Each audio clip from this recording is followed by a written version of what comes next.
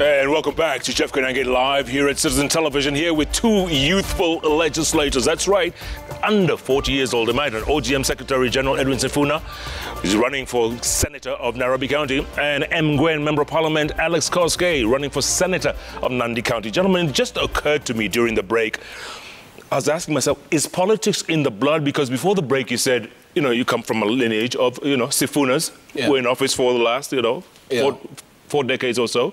Is it in the blood? And, you know, same with you?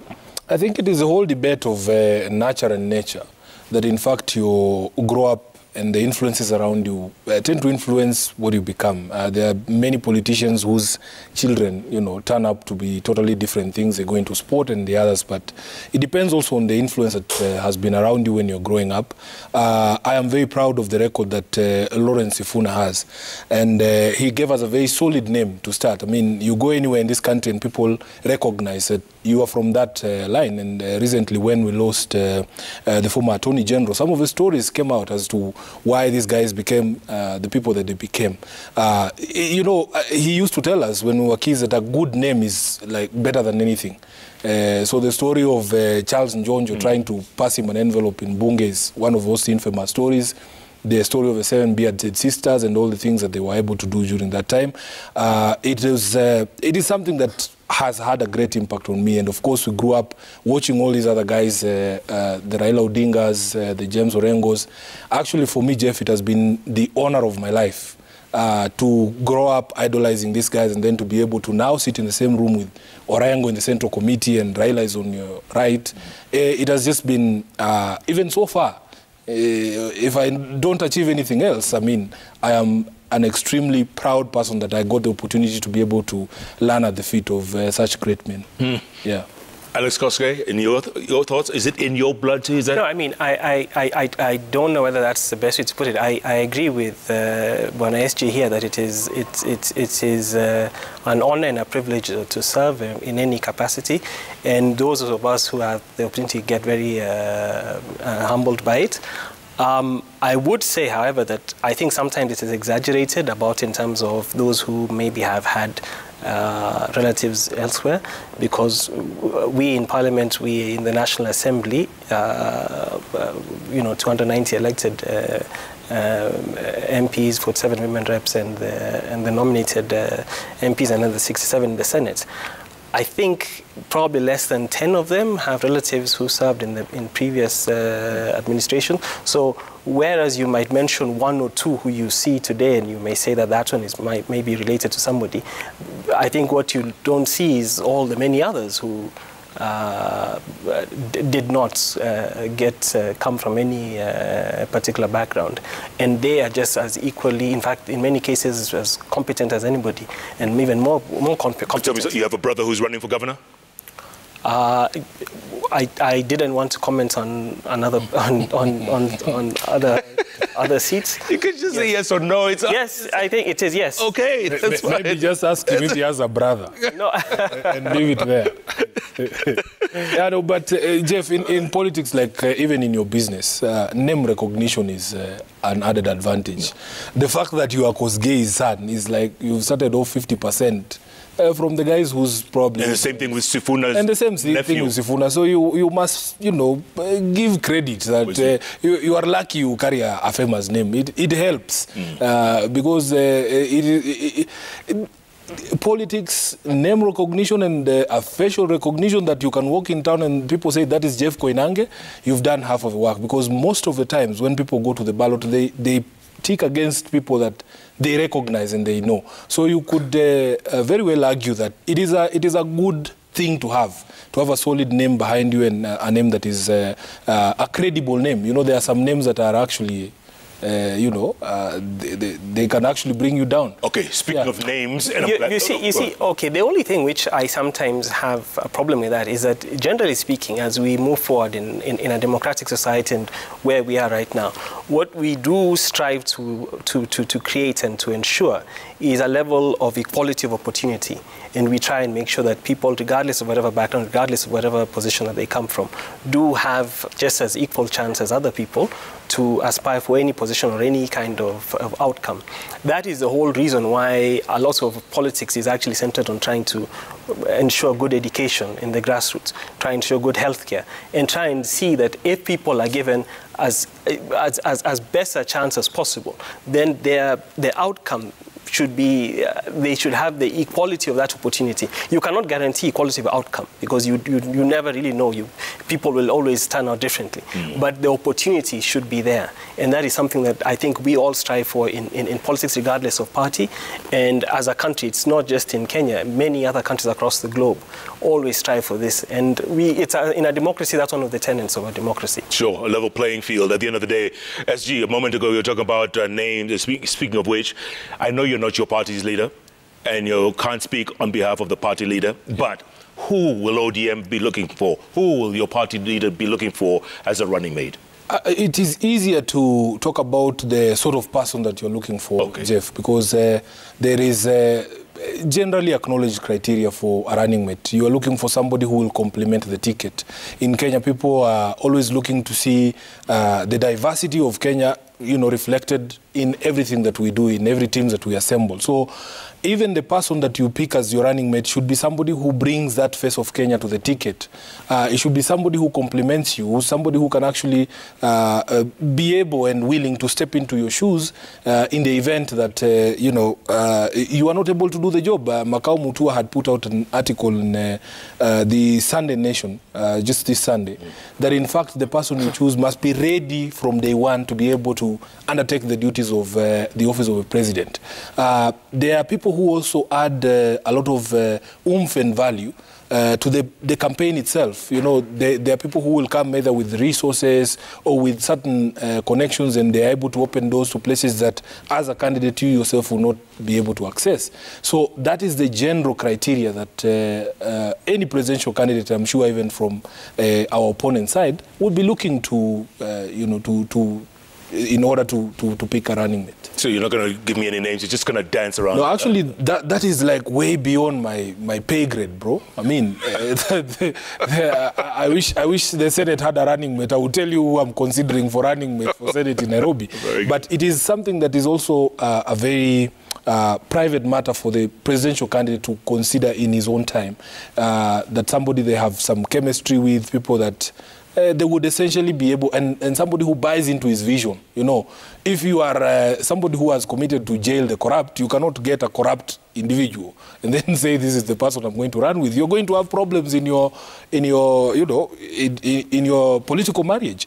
And some of the friction that you see between the current president and the deputy is probably because their view of the world was not always the same, and that they were brought together by circumstance, and that immediately now it became about why are we together. Problems began from there. Yeah. Mahesh, your thoughts? Running mate for UDA? I know you can't speak for your party leader. Yes, I mean, of course, I can't really, talk for somebody else. What I would say is I agree with him. All I could say is that in terms of a general ideal, somebody who shares the view of the party of trying to build on the economy, somebody who wants to support the party leader. And I think also from what I have heard from what the party leader has said is that he wants to make sure that whatever the case, him and his deputy maintain a good working relationship all throughout. And that, unfortunately, it's unfortunate that there has been a bit of a breakdown in the relationship between the president and the deputy in this second term. And that is not something that we would like to see in future. We would like to have a situation where for the entire duration of their term, however long it may be, that they would have a good working relationship. I know he has said that despite people making the case that vice presidents or deputy presidents have always somehow suffered. Moi obviously famously had his difficulties when he was serving under Kenyatta, Saitoti under Moi, other people had that. And I think what was said is that, those wrongs don't make a right, that therefore now that he's a deputy should also endure some kind of difficulty. I think he has said that if he does manage to become the president, he wants to make sure that he maintains a good working relationship with his deputy all through, because that unity is important, because the only way you'll be able to move the country forward in a positive direction is maintaining that unity between the president and his deputy. And that's, I think, what we will hope to see when eventually the selection is made, and we'll be able to now move forward as a team. Yeah, apparently the Star has a headline tomorrow. I'm going to read tomorrow's headline today. They've done a poll and to see who would be the preferred candidate of both, the two leaders. And they said Raila's preferred candidate out of a list, one who polled the highest, Peter Kenneth with 27.3%. And then, of course, there's Kalonzo Musyoka, Musalia Mudavadi, Martha Karua, Hassan Joho, Gideon Moi. And your side. I don't want to besmirch the good name of the Star, but you have to take some of the Star headlines with a pinch of salt. And I will start with, even today they had a poll. Any poll that tells you that somehow Raila has just recently overtaken William Ruto in the coast or in Western is a cause for concern. Because when did William Ruto ever lead Raila in the coast? I mean, it has never happened. When did he ever lead in Western, so that we are just now overtaking him? So even on this one, it would be a credible poll if the people polled were the presidential candidates, because this is their decision. I can guarantee you the Star never called Raila. So it is his personal decision as a presidential candidate who he wants as running mate. So you cannot go ask, I don't know how I can put it. If you are looking for the chairperson of the staff at Citizen TV, for instance, then you go and conduct a poll amongst mango farmers in Kitui. Can you really tell us that is a reflection of the thinking of the people at Citizen? You are polling in the wrong group. So you're saying apples and oranges? Yes. Okay. You are looking for dismissing the opinion poll dismissing the opinion poll that was showing that the deputy president was ahead by far today. I mean, I think it's just because you don't like the results. And, this is the classic situation with Raila. Whenever the results are not favorable, Raila is not here. He will literally dismiss all his supporters like you. But the opinion poll of today did show that the deputy president was actually just about 3-4 percentage points short of a 50% plus one victory. So if that holds, which is what we are thinking that we will build on, then the outcome is already there on the wall. Okay. How about tomorrow's headline, the one I just read? By the way, Ruto's preferred candidate, Madeira MP Rigathi Gachagua. He was 24%, the highest. After that is Martha Karua, Musalia Mudavadi, Kalonzo Musyoka, Peter Kenneth, Alfred Mutua. But top with 24.9%, Madeira MP. I mean, as I said, I cannot talk for the deputy president what his preference would be. Poll. But what I will say is that all of those are very competent people. The Madeira MP who came out top is an extremely resourceful person. He has distinguished himself many times in his county, and I'm not surprised that a lot of people have a high opinion of him. And the others also who you mentioned on that list are also very competent individuals. So I think it's a difficult choice for the deputy president and also any party leader in this situation. I just hope that they will make the right choice and we'll be able to then move forward well. You're smiling. Why? Birds of a feather, bro. Birds of a feather. You see, again, this thing of making unsubstantiated allegations, that is the problem with... I don't know what he wants me to substantiate. You want to know... He wants to know which birds I'm talking about. It is not what do you want me to substantiate? I can do it. You said birds of a feather? Yeah. What does the magic wall say? Nyar Gero is saying, for the starters, in political ambitions and the not-so-starters, how does one wade into these waters? That's what I was trying to speak to, and really it's... There is, I don't know if it is for everybody who is in politics, but you feel a certain call, like the way that those who are in evangelism do. And once you commit that this is what you want, you feel that you have something to offer your people in service. Because as Raila has said, you go into public service not to make money, but to serve the people. So if you feel that you have something to contribute, and by the way, part of the problem with Kenyan leadership is that the people who are really talented are somehow scared away from participating in in politics. So it is incumbent upon us. Luckily for you, you have somebody who has been in political party leadership for 5 years. It is incumbent upon us as leaders of the political parties to create an environment that would actually be able to, first of all, identify the talent, the new people, not just the names that are known, and then to be able to nurture them and surround them. It's like a seedling. You know, when you plant a seedling, there should be able to be some level of protection until those people reach a space like the one that I'm in.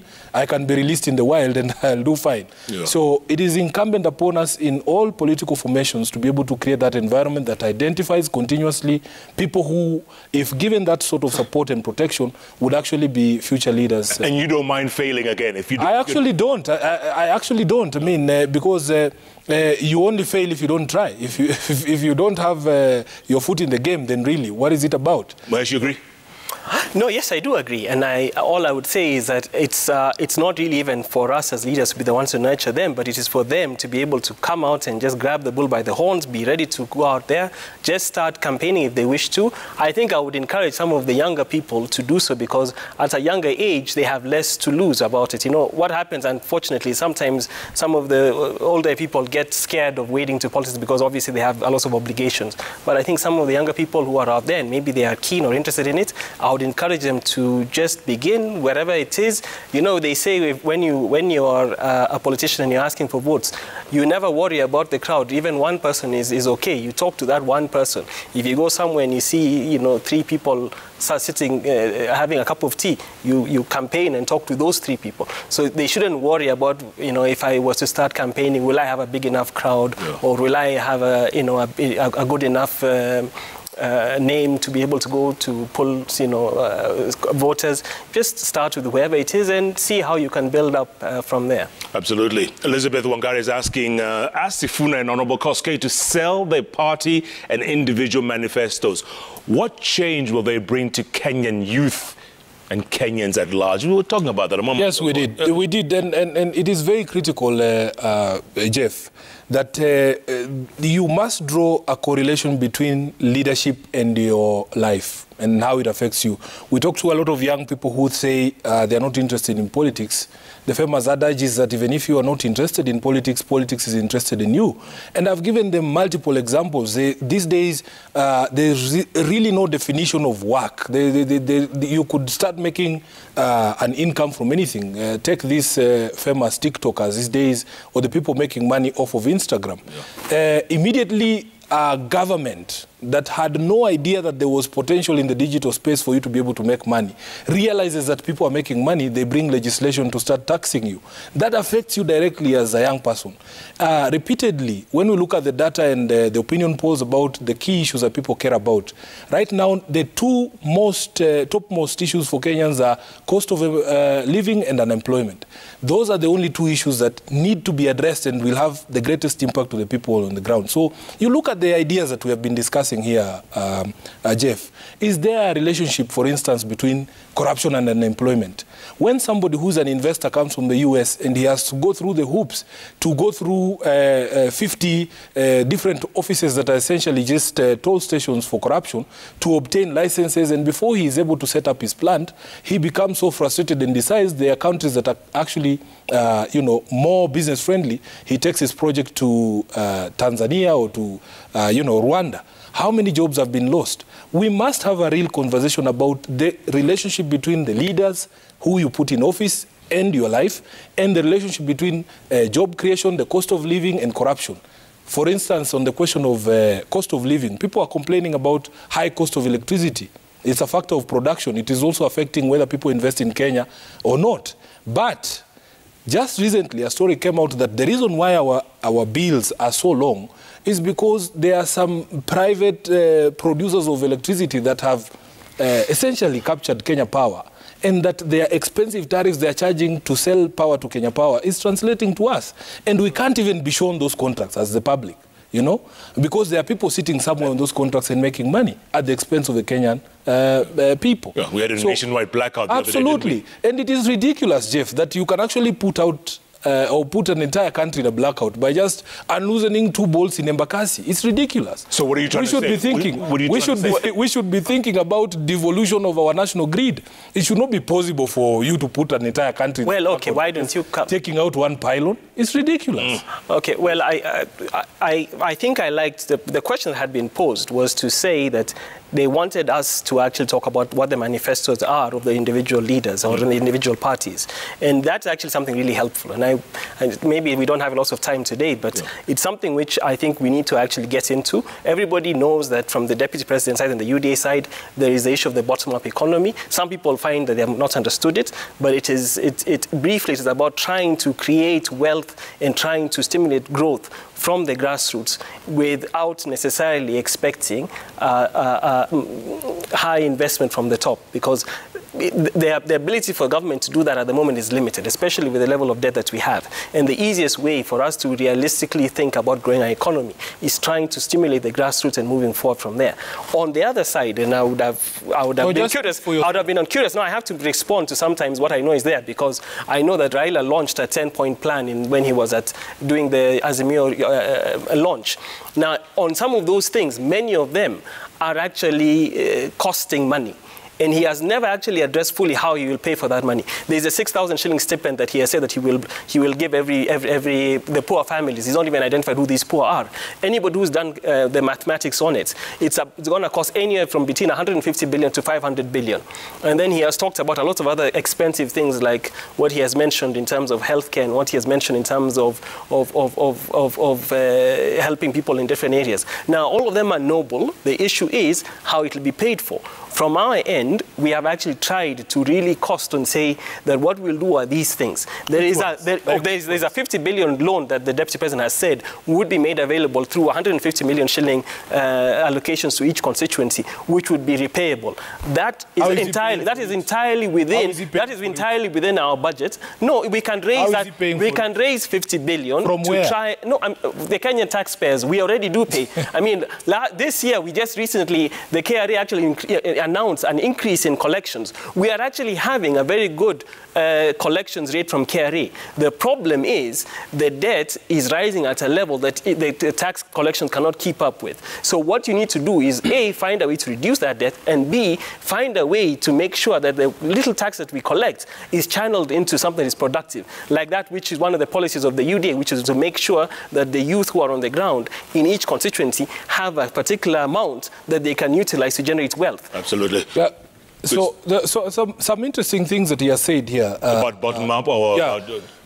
First of all, he will not explain to you how this bottom-up model is. No, I would. I'm just telling you. No, I don't accept that. The problem is that we don't have a lot of time. But I've just finished trying to tell you. You don't even know how much time you have. Okay, fine. Okay, I have tried to tell you that the bottom-up, the difference with it is that you're trying to ensure that you achieve economic growth from the grassroots. So it is a very common thing, even worldwide. You do have a trickle-down economy, or you do have an economy where you grow it from the... Here is how. You see, for us, we are not obsessed with labels. We don't want easy phrases that people can latch on to. We want to explain to you... But you said you're trickle-down. No. We never said trickle-down. You did. Okay, you have said the president has actually... He is the one who has brought up the question of trickle-down. Raila Odinga talked about rural transformation. You remember that? Yes, he changed. He started copying us, saying that he wants to do from where? Show us a document. He wanted to start copying. Just a minute. Which is okay. I mean, imitation is the greatest form of flattery, so we're usually quite happy with it. Just a minute. Other than shouting bottom-up at political rallies, show us a document from which I can copy the question of rural transformation. Jeff, the people of Kenya want government to do its job and get out of the way. Okay. If you build... Tell us how you'll pay for that stipend of 500 billion. Just a minute. I will explain to you. The stipend that we are talking about, 6,000, is about making sure that no single Kenyan goes to bed hungry. We are a country who is dealing at things at a very basic level to ensure that you can go to bed as a president knowing at least everybody has put food in their stomach. How do you identify? So it is about to... Exactly. It's very easy. No, they are unemployed right now, about 2 million. Then there are about 7 million who are said to be inactive people. So a total of about 9 million people who are being talked about. Can I explain? So between 2 million and 9 million... Times 6,000 a month. Times 6,000 a month, that comes to between 150 billion to 500 billion. How do you actually pay for that? Can I explain? And our collection is about 1.6 trillion. It's like me, I come from Bungoma. I want to explain to him how Nandi looks like. I wish he would shut up and listen to the people who came up with this proposal. Jeff, we are talking about 220 billion shillings each year. I will give you a very simple example of where we're going to get this money. The amount of money that was lost in one project of Aurora was 60 billion shillings. 60 billion shillings. Now, the Chinese had a program where they were getting 10 million people out of poverty each year. When you're getting 10 million people out of poverty each year, they are reducing. The bill will not be the same every year. So when you start off with 2 million households, and I will tell you where the information is, we have an agency called the Kenya National Bureau of Statistics. Those people are the ones who conduct your census, Jeff. They know how many cats you have. They know the floor on your house. They know the roof on your head. They can tell us with certainty which households do not have a single member of that household earning an income. This is ascertainable. We are talking about data and science. It is not something that is voodoo, like what they're telling. No, the information is there, I agree. Now, when we come to the mathematics, we have done the math. It is 2 million households. No. And when you put... There are 2 million are the official unemployed. No, there are further 7 million who are classified as inactive workers. So if you combine the two, the inactive workers are actually a more serious problem than the 2 million. The 2 million are just an official unemployment figure. You would listen. So you have to combine both. Households. I don't know how I can say it in Kalenjin. What is a household in Kalenjin? It is a household. If we are here in this building and we are a family, it's called a household, Kosgei. Where I got, so I'm quoting the same figures of the Kenya National Bureau of Statistics that you're talking about. So that's where I'm talking about. All right, gentlemen, we can agree on that. Let's move on, please. Because what is household in Kalenjin? I need to explain it to him. Maybe Bonte Arab can tell us. Ask the young, listen to this. Ask the young leaders what their thoughts of the treatment of Jimmy Wanjigi and what it means to democracy. Let's start with you, SG. Can I finish the question of households? Please. You already said from 2 million, 7 million, 9 million, we'll be here all night. It's critical so that we understand. You already explained it. I am explaining to you. Kenya Bureau of Statistics. Yes, we have 2 million households that do not have a single member earning an income. What the 6,000 shilling does, it guarantees that that family will have a meal to eat when they go to bed. And together with the other programs that you have to create employment, to attract investment, each time somebody from one family is able to now get a job and sustain that family is removed from the program. So it is going to be reducing by the year, the third year or the fourth year. The bill is not going to be the same as the bill in the first. And where's the money coming from, real quick? From the theft. No. From plugging. I'm telling you, there is my no brother, way I gave you an example. You're going to deal with corruption overnight. It is going to be possible, Jeff. Come on. You have seen countries. Let me tell you, there are countries where the president got in and the first thing he did was to jail his brother. Do you know what that communicates? It requires a communication from day one that this is something that is not going to be tolerated. Number two, you are kicking out the people who are actually stealing. Because once we win the elections, these thieves will not have the instruments of power. They'll be out. So what we are saying is, it is very possible. If you deal with the wastage in government and the theft in government, you can be able to finance. You are telling me, Jeff, we are comfortable with a president telling us they steal 2 billion shillings a day, but you cannot find 200 shillings a day for families, 2 million households? You're joking. It is possible. Good point. Let me talk about the Jimmy Wanjigi situation. I'll just say this quickly, that like what we were talking about earlier, saying that in a political year, it's unfortunate to try and change political laws at the beginning of that year. By the same token, it's also unfortunate to harass or have the appearance that any person who is a political candidate is somehow being treated unfairly.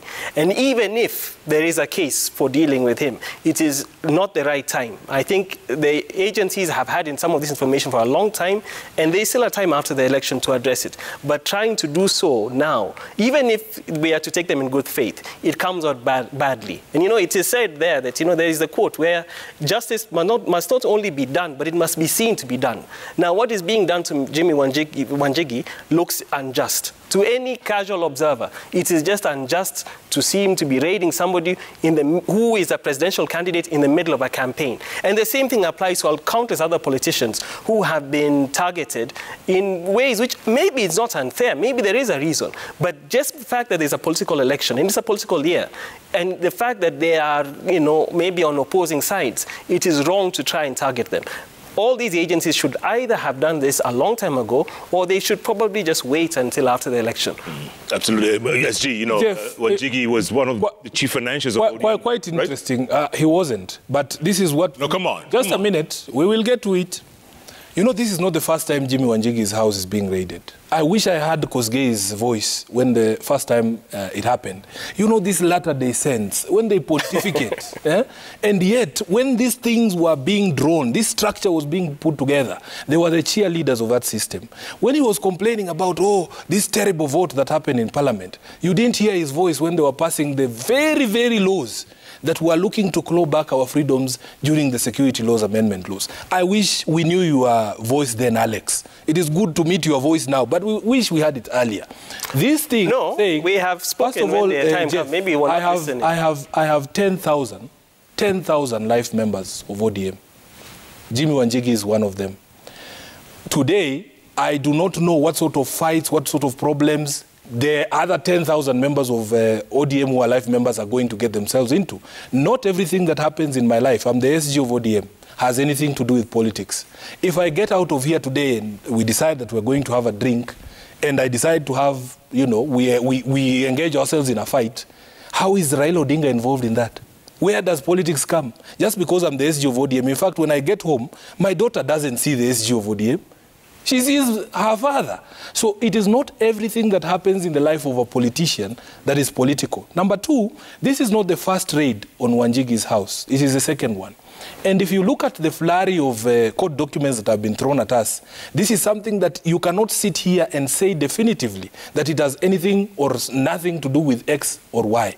It is land fraud. There was a court order to arrest him. The court order was lifted. These are not issues that are political. They are legal problems that will be sorted out by Wanjigi and his legal team alone. But what the timing? So the question the point is that in an election year, it is unfortunate to be targeting political leaders at that time. And it is just something that, as a general rule, is just not something that should be done. I wish the law... I wish you would at least accept some of these things. I wish the law was that during election years there are no arrests.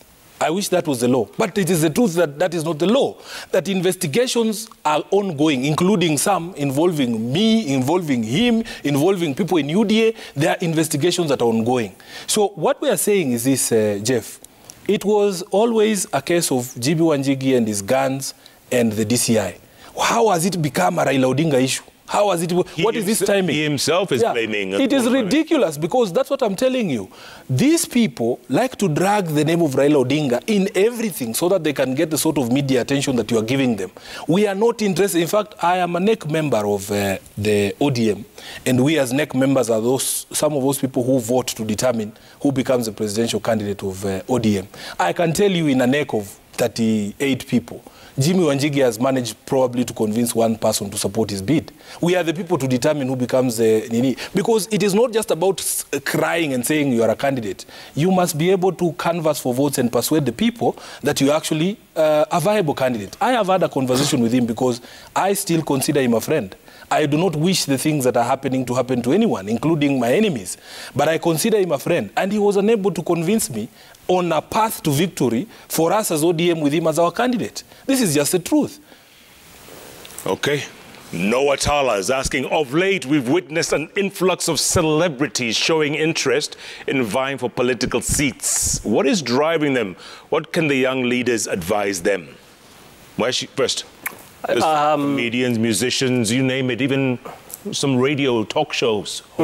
I mean, I think ultimately the way the question is phrased, it suggests that the person thinks that it's a bad idea. It's not really a bad idea if the person who is vying genuinely wishes to make a positive impact to their community, to their whichever, whether it's a constituency, whether it's another elective area. And if they do have the right idea and they do have the right intention, they should by all means go for it. And I would encourage them to do it. I think all that perhaps he's trying to allude to is that maybe celebrities are not doing it for purposes of helping their community, but maybe for just to enhance their celebrity star appeal, which is something which I think hopefully the voters will be able to see through.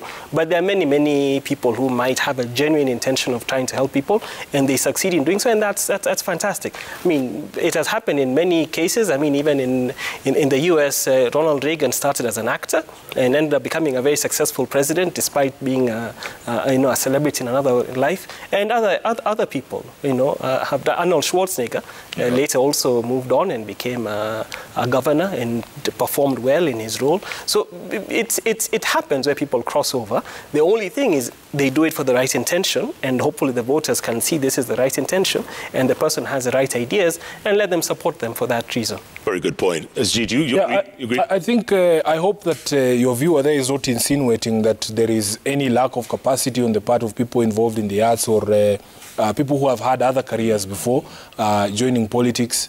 I don't think that it necessarily translates. There's a view, there's a very interesting conversation we've had with even these young members of parliament in Bunge, that especially if you represent a certain demography, if you represent young people, if you are the first musician to ever be elected to parliament, the responsibility that is upon your shoulders is not just about you. It is about for everybody else who will come after you. If you perform poorly as a young person, like my brother here, you are closing the door for other young people, because people will honestly, you have a lot of personal attacks. I do not know why. I'm just saying. I think you need to defend me from these personal attacks. You see, this is the other issue. We should actually be focusing on issues. Alex, that's why I was actually saying earlier, I wish we could have discussed issues. But the problem is that you like personal attacks. Let me finish. You became personal. Yeah, it's a personal attack. Then you refuse to condemn violence. Honestly, who is the one who is having problems over here? Let me use my example. Okay.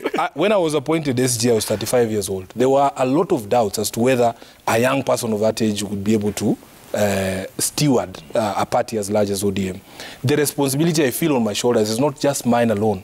I know that if I mess up in this role, other political parties are going to be pointing at me and saying, we gave these young people opportunity and look how they behaved. This question even came up. There was a point when Uhuru Kenyatta appointed, I think it was Uncle Moody, to some board. Yeah. And when there was furor and people, raised objection, he said, you young people, when we give you opportunities, we do what? We mess them up. So if you are the first musician to be elected to parliament, if you are the first young person or a young person to be elected in parliament, there are certain lists your name should not appear on, like the list of the people who have spoken the list in parliament. That's the point I'm making. No, honestly, I think the personal attack, and the list of people who are actually trying to bring down the debt and actually propose legislation to address the debt. And I think that's a very good list to be on, and be on the right side of fighting that, which I have done. And I actually think that you should address what you have done and what the party has done, because that is the thing which I have just mentioned, that Raila, more than any other politician, is responsible for the passage of the 2019 debt ceiling that gave this country some of the biggest problems that we are having right now. And instead of talking about that, you wish to unfortunately attack me as a person and not actually articulate the policies of your party and your party leader, because that's actually what we want to address. We're dealing with the question of celebrities. So perhaps the perception by Kenyans that these guys should not be joining politics is based on the performance of other people who are in that space who joined parliament. And when Kenyans are auditing their performance, they don't see anything positive, and that's why they probably, there's some level of negativity towards these guys joining politics. But it's not to say anything about your capacity, Jeff, to be able to be a legislator. You've done this job for all these years. It is not unimaginable that you could make a good legislator. So I think what they're trying to do goes back to a point that I made, that at the end of the day, your name is your asset. If you've built a name and people are able to recognize you and say, this is Jeff Koinange, it is an asset that you have. If you decide that then, because in politics, as I said, name recognition, you've done maybe 30% of the work. Can people tell your face from other aspirants? Because it's also a crowded field, the politics. So these people probably see that they should cash in on this asset of the name and the facial recognition and the others to be able to get into politics. If I ran against you in Nairobi? Oh, it would be quite a tough race, but for you, not for me. Jeff, I think I would vote for you. Thank you. Thank you. It's a good thing he votes in Nandi. So it wouldn't count in Nairobi? No, it won't count in Nairobi. Oh, my goodness. Okay. Forget that one then. Gentlemen, let's get some closing thoughts. All right, SG, Yeah. start with you. Some closing thoughts going forward as a nation. No, I think it is incumbent upon us to be able to encourage more and more young people to participate in politics, to regenerate the leadership of a country. So it is something that I want to put out there, that as a young person, you make a decision and you throw yourself into it. They are lucky that they have people like us who are now willing to be able to show them the ropes.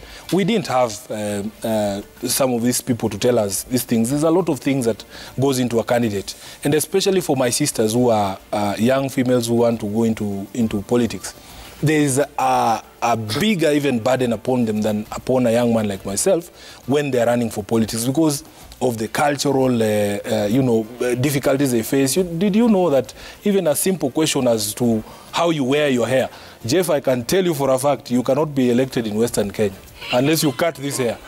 It is a problem. Serious? I'm telling you. This miadi. Wamama watakwambia sasa tunangangania miadi na yeye. Yeye anachota, mimi nachota. Yeah? So there's also I am telling you the truth. Ninyoe yote. Hii lazima utanyoa. Wache kukaranga nywele. So there are all those things for the ladies, whether you're married, if you're single, it's a problem. Where your husband comes from, there's all sorts of obstacles against women candidates and especially the young ladies. That is why it is important for us as political party leadership to be able to see how we can steward the new entrants into politics. Absolutely. Mahesh, you get the last word. Well, I think all I'll just say in conclusion is what I think we talked about earlier about trying to condemn violence. I think that's the most important takeaway for today.